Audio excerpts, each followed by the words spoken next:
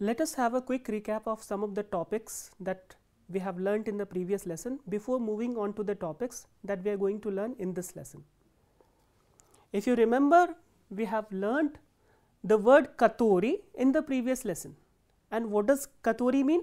Katori can be translated as who, that, which, and it is used to combine two sentences. So, it works as a conjunction. So, function of katori is as conjunction.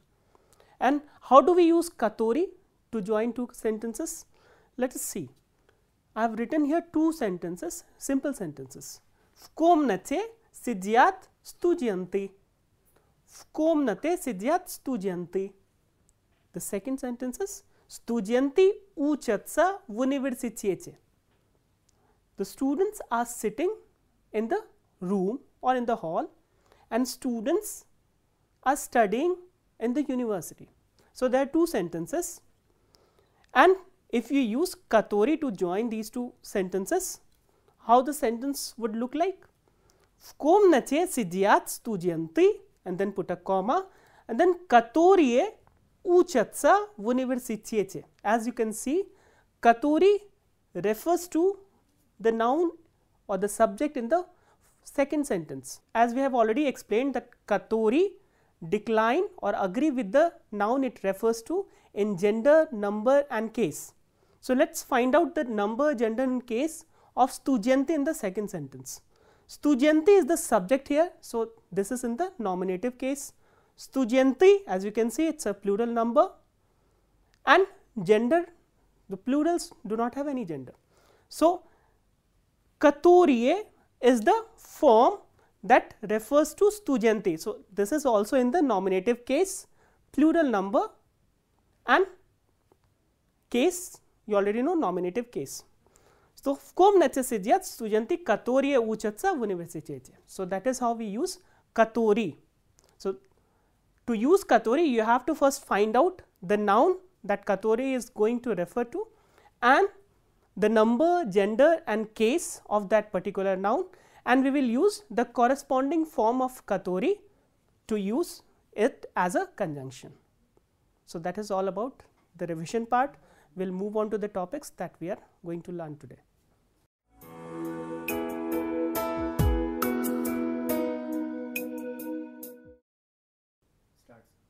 We have already discussed about the compound future tense in Russian language. So, how do we denote future tense in Russian language? So, the one we have discussed was compound future tense. So, now in this lesson we will discuss about simple future tense. So, how do we denote simple future tense? So, this is our first topic in this lesson. If you remember that compound future tense is denoted by the infinitive form of the verb and the conjugated form of the verb быть, which is to be. So, it is an auxiliary verb. So, auxiliary verb plus infinitive form of the verb is used to denote the compound future tense in Russian language. For example, я буду писать эту книгу завтра. So, I will read this book tomorrow. So, this is how we denote the compound future tense. Now, how do we denote the simple future tense in Russian language? So, we have to use the conjugated form of the perfective aspect. If you remember that we have discussed two aspects of verbs in Russian language. One is imperfective aspect and the other one is perfective aspect. So, when we use the conjugated forms of the perfective aspect, it will denote the future tense. Why? Because perfective aspects do not have any present tense. So, if I say завтра я прочитаю эту книгу, it will mean tomorrow I will read this book. So, now you will say that both these sentences mean the same thing. I will read this book tomorrow, but this can be better understood in Hindi. If we translate both these sentences in Hindi, the first one would be translated as कल मैं यह किताब पढ़ूंगा. कल मैं यह किताब पढ़ूंगा. And if you translate the other sentence, this one, завтра я прочитаю эту книгу, it will be translated as कल मैं यह किताब पढ़ लूँगा. So here I am saying padhunga and here pad lunga. So in the second sentence we are telling the audience about the completion of an action. Pad lunga, it denotes the completion. So that is why we are using the perfective aspect. So these are the two ways to denote the future tense in Russian language. If you are using imperfective aspect, the infinitive form of the imperfective aspect plus the auxiliary verb which in conjugation, it will denote the compound future tense, and if you are using the perfective aspect in conjugated form, it will denote the simple future tense. So now the question comes, how do we conjugate the perfective aspect verbs? So for this we have to look at the various conjugation rules.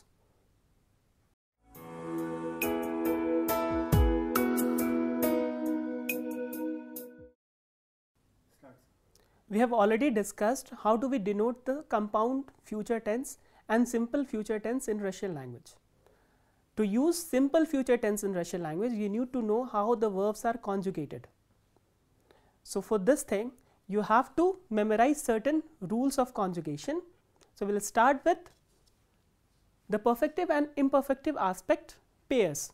So as you can see, chitach is imperfective aspect, prachitach is perfective aspect. Peach is imperfective, vipich is the perfective aspect. Pisach imperfective, napisach perfective aspect. Vijich imperfective, uvijich perfective aspect. Ichi, which is to go or to come, is imperfective aspect, and paichi is perfective aspect. Igrach, to play, is imperfective aspect, and sigrach is perfective aspect. As you can see, the perfective aspects of these verbs have been formed by adding various prefixes. For example, here we have used the prefix pra, here vi, na, u, pa and sa. So these are the prefixes that we use to form the perfective aspect. So let me tell you, if the perfective aspect is formed by adding prefixes, then the conjugation will be same as the imperfective aspect. For example, if you know the conjugation of chitach, prachitach will have the same conjugation. For example, ya chitayu, ya prachitayu, on chitayat, on prachitayat. The same way, ya piyu, ya vi piyu, ti piyosh, ti vi piyosh, onana piyot, onana vi piyot, and so on. The same way, pisach, ya pishu, ya na pishu, ti pishish, ti na pishish, and so on. Vijit, ya vishu, ya uvishu, on vijit, on uvijit, and so on. Ichi, ya idu, ya paidu, ti idiosh, ti paidiosh, onana idiot, onana paidiot, ani idut, ani paidut. Igrat, ya igrayu, ya sigrayu, onana igrayet, onana sigrayet, mi igrayem, mi sigrayem, ani igrayut, ani sigrayuts. So this is how we conjugate the perfective aspect of verbs which are formed by adding prefixes to the imperfective aspect. Now there are some alternation of consonants that happens when we conjugate some of the verbs. So these alternations can be categorized broadly in some of the categories. So here I have written some of them.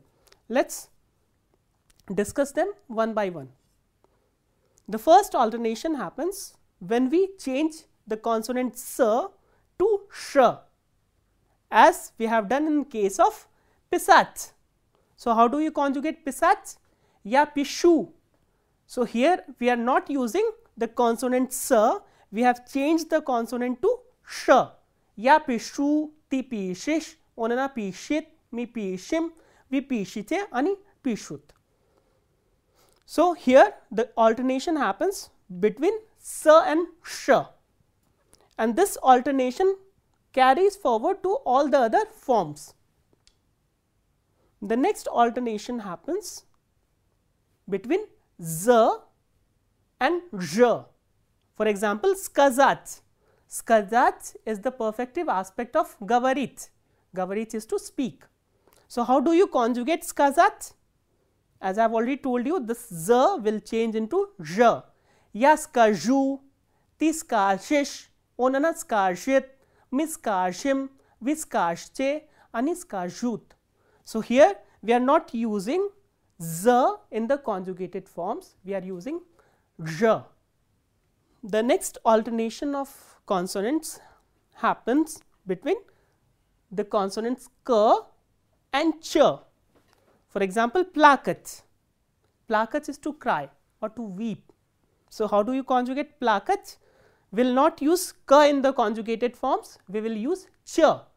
Ya plachu, ti plachish, onana plachet, mi plachim, vi plachiche, ani plachet. So, this is how we conjugate plakat. The next alternation happens between a group of consonants s, k, and it changes to a single consonant sh. So, here a group of cluster of consonant is there in the infinitive form, which is changed to sh in the conjugated forms. For example, iskach. Iskach is to find, to look for. So, how do you conjugate iskach? Ya ishu, ti ishish, onana ishit, mi ishim, vi ishiche, ani ishut. So, this is how we conjugate iskach. So, let me repeat all these alternations once again. The consonant s sometimes changes to sh as in pisach. The consonant z changes to zh as in skazat. The consonant k changes to ch as in plakat. The consonants s and k together changes to sh as in iskach. So, these are few alternations. We will look at some other examples also. There are few other alternations also.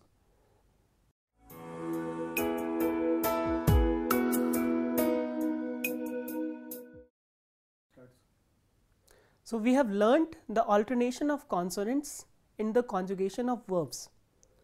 When the alternation happens in all the forms, all the conjugated forms of the verbs like pisach. So, when you conjugate pisach, this consonant alternation from s to sh happens in all the forms. Ya pishu, ti pishish, onana pishit, mi pishim, vi pishiche, ani pishut. Now, we will discuss the alternations which happen only with the first person singular number, with ya.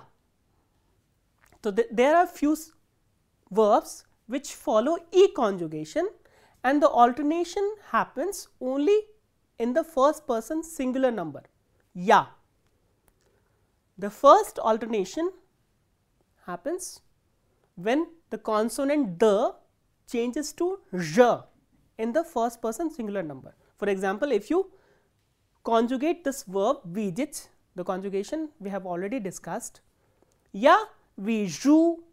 So, this the changes to zh, ya viju, but ti vijish. So, from ti onwards, ti vijish, onana vijit, mi vijim, vi vijiche, ani vijyat. So, with rest of the forms we are not following the same alternation. So, the alternation happens only with the first person singular number. The next is ta changes to ch. For example, strechich. Strechich is to meet, and it is the perfective form of strichach. So, how do you conjugate strechich? Ya strichu, tiv strechish, onanav strechit, miv strechim, viv strechiche, aniv strechet. So, here again we are following this alternation, or this alternation happens only with the first person singular number ya, and in rest of the forms we follow the same ta. The next is sa changes to sh. Sprasit, ya sprashu, ti sprosish, sprosit, sprosim, sprosiche, sprosyat. So, here again with first person singular number ya, this alternation happens, and with rest of the forms it does not. The next is b changes to b and l. So, an additional l is added in the conjugated form with first person singular number. For example, lubit, lubit we have done, it is to love or to like. So, how do you conjugate lubit? Ya lubliu. So, instead of using lubiu, we are adding an additional consonant l. Ya lubliu, ti lubish, onana lubit, mi lubim, vi lubice, ani lubyat. So, again we are using this alternation in the first person singular number. Next is p changes to p and l in the first person singular number. For example, the verb kupit. Kupit is the perfective aspect of pakupat, which means to buy or to purchase. How do you conjugate kupit? Ya kupliu, ti kupish, onana kupit, mi kupim, vi kupice, ani kupyat. So, again we are using this alternation in the first person singular number. Next is v changes to v and l, like gatovit. Gatovit is to prepare. This is the imperfective aspect, and what is the perfective aspect? Prigatovit. So, how will we conjugate gatovit?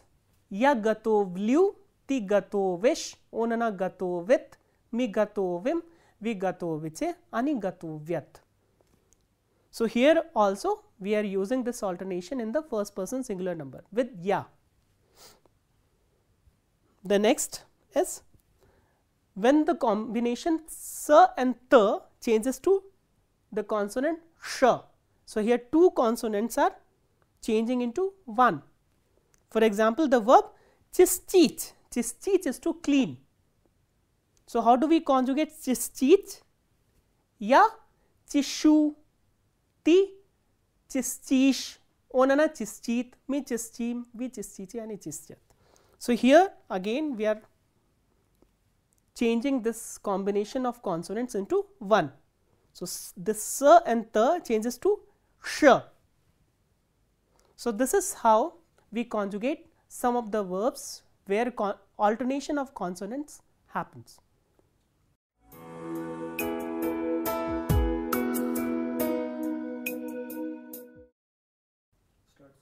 The next topic for this lesson today we have is the dative case of nouns. So, this is another case we have so far we have done nominative, accusative and prepositional cases. Now, we will discuss what is dative case of nouns in Russian language. The first thing we have to do is the interrogative pronouns or the questions to which the dative case of nouns answer. So, kamu and chimu. Kamu represents the animate nouns and chimu inanimate nouns. So, if the question is kamu, then the answer would be animate nouns in the dative case, and if the question is chimu, the answer would be inanimate nouns in the dative case. The dative case of nouns without prepositions denote indirect objects in a sentence. So, we have discussed what are direct objects. Now, we are saying that dative case denotes the indirect objects. So, how do you understand the term indirect objects? Let us look at some of the examples and it will be clear to you how do we define the indirect objects in a sentence. I have written here a couple of sentences. Ya pishu pismo drugu. Ya pishu pismo drugu. I am writing a letter to my friend. I am writing a letter to my friend. And the next sentence is Mi kupili padarak padruge. Mi kupili padarak padruge. We bought a gift for our friend or for a friend. So, here as you can see I have written the interrogative word shto and here I have written kamu. So, if I say ya pishu pismo, so here pismo answers the question shto, and we have discussed that the nouns which answer the question shto are in the accusative case. So, here pismo and padarak, both these nouns answer the question shto. So, these are direct objects, and drugu and padruge, they answer the question kamu, to whom.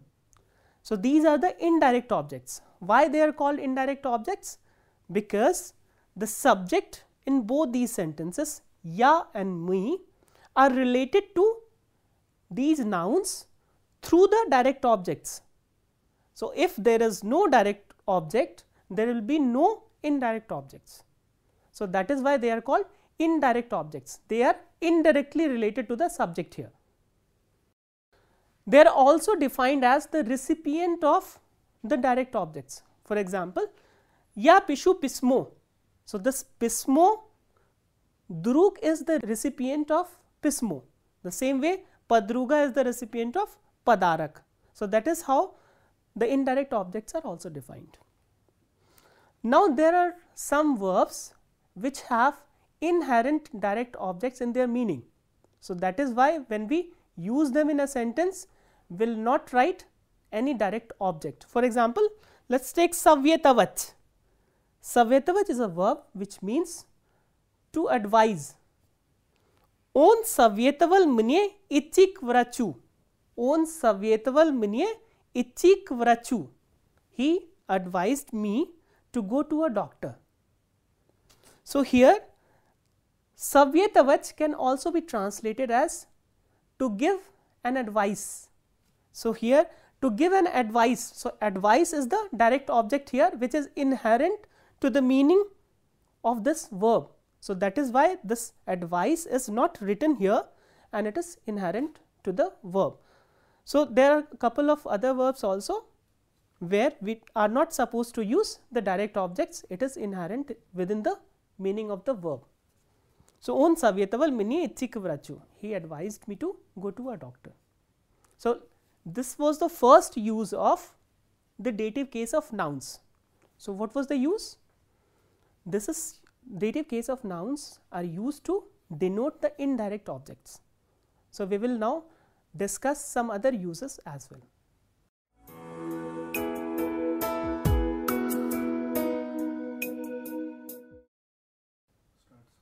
The dative case of nouns is also used to denote the logical subjects of some verbs. For example, we have done this verb before, nravitsa pandravitsa, which is the synonym of the verb lubit. Lubit is to like.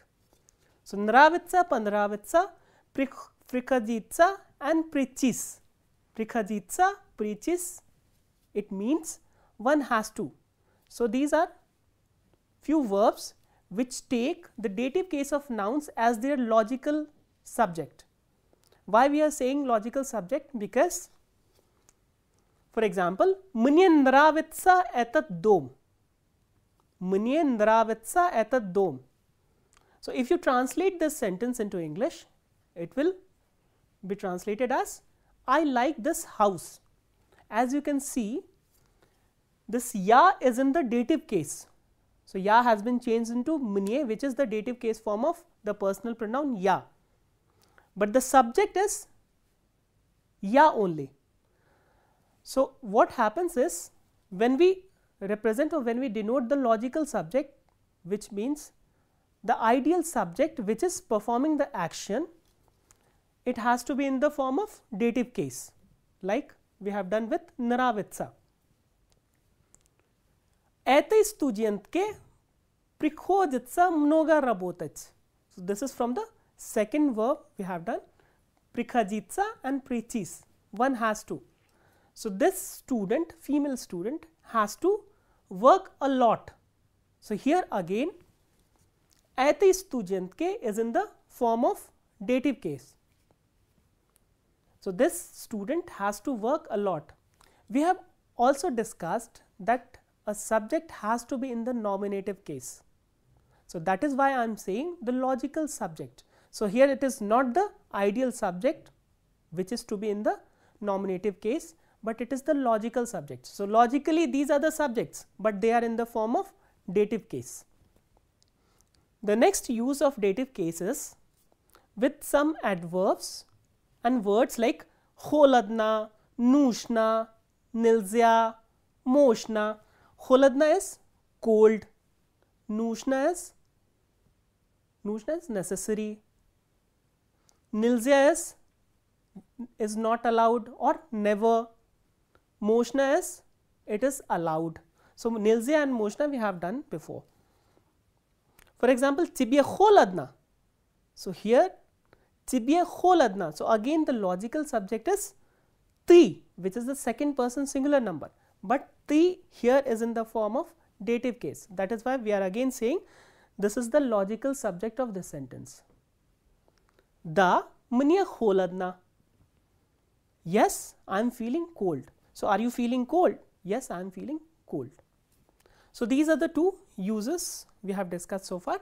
The first is with the verbs naravitsa and prikhaditsa to denote the logical subject, and with the adverbs and nushna, nilzya, moshna we use the dative case of nouns as the logical subjects. Now, there are certain prepositions after which we are supposed to use the dative case of nouns. For example, the preposition per, which means movement along the surface, on the surface, ka, movement towards something or someone, blagadarya is thanks to or because of, saglasna is according to or in accordance with. So, these are some of the prepositions after which we use the dative case of nouns. So, now we have learnt the uses of the dative case of nouns. So, what are the uses? The first one is to denote the indirect objects in a sentence, the second one to denote the logical subjects of some of the verbs or adverbs, and the last one with some of the prepositions we are supposed to use the dative case of nouns. So, this is all we have for today's lesson.